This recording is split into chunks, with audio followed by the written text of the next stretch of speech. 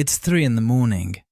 You're wide awake, staring at the ceiling, and your brain is running a simulation of every possible financial disaster. What if the refrigerator suddenly stops working? What if the rent goes up next month? What if your car needs a repair you can't afford right now? For most people, this anxiety is the normal background noise of life. It's the sound of financial sleepwalking. But there is a specific number, $50,000, where that noise finally stops. This isn't just an arbitrary milestone, it's the exact point where the math of your life shifts from survival mode to growth mode. Most people never get here because they break before the money does. They get distracted by the new car smell or the "I deserve it" trap. Today, we're going to look at the brutal reality of why $50,000 is the turning point that transforms your money from a safety net into a second income. My name is Marcus. I spend way too much time thinking about money, human psychology, and why some people glide through life while others are one paycheck away from a total collapse. We've been conditioned to think wealth is a straight line. It's not. It's a snowball rolling down a mountain, and $50,000 is where that snowball finally picks up enough speed to start rolling on its own. If you want to stop reacting to life and start designing it, hit that subscribe button. Let's look at the numbers the banks and the car dealerships don't want you to see. The moment your paycheck hits your account, you have exactly 15 seconds before your brain starts making terrible decisions. You're already mentally spending money on that new gadget or the shoes in your cart. Saving the first $10,000 is brutal. It requires you to rewire your entire identity. But $50,000? That's where the invisible wall sits. The average household is carrying over $9,000 in credit card debt, money spent on stuff that's literally gathering dust in a closet.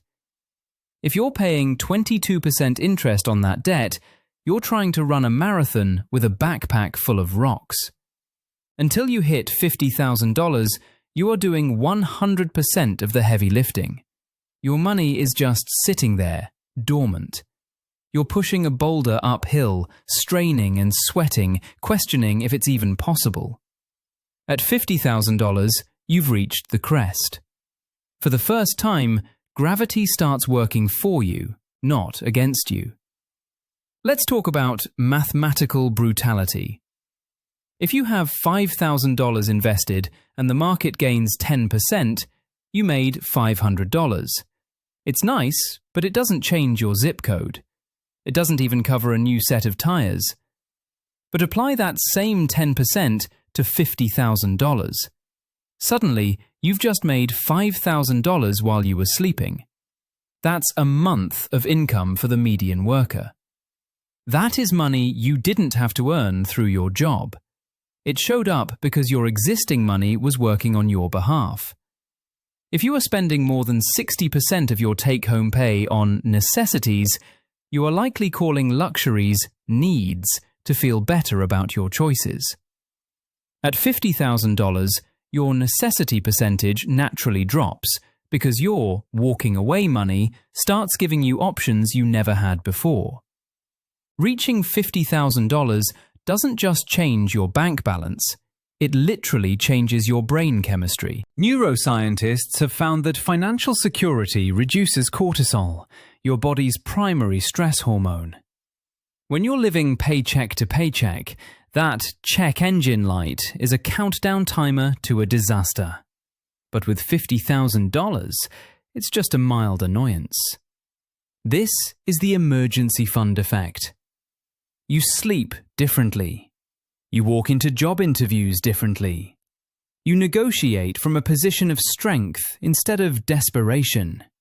You're no longer a captive audience for your boss or your landlord. You have breathing room. And breathing room is the foundation of every good financial decision. But here is the warning.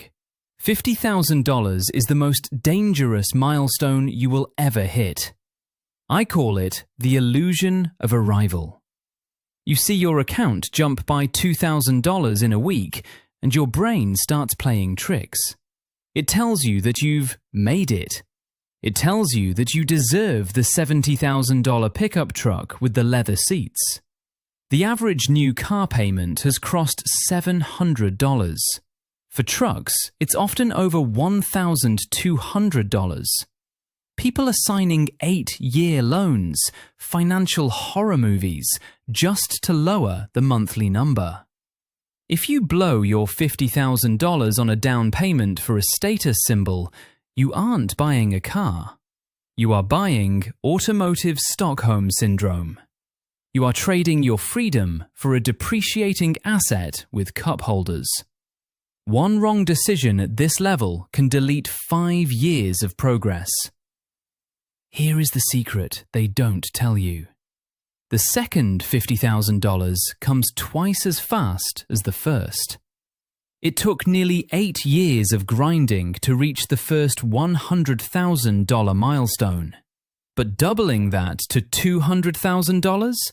That only takes about 5 more years. The math is exponential, not linear. Once you hit $50,000, your job isn't to be clever or pick the next hot stock. Your job is to not screw it up. Stay boring. Keep the same reliable car. Keep living on 60%. Let compound interest do the heavy lifting. You can either look wealthy today or be wealthy for the rest of your life. For most people, you cannot do both. $50,000 is the threshold. It's where you stop being a passenger in your own life and start being the driver.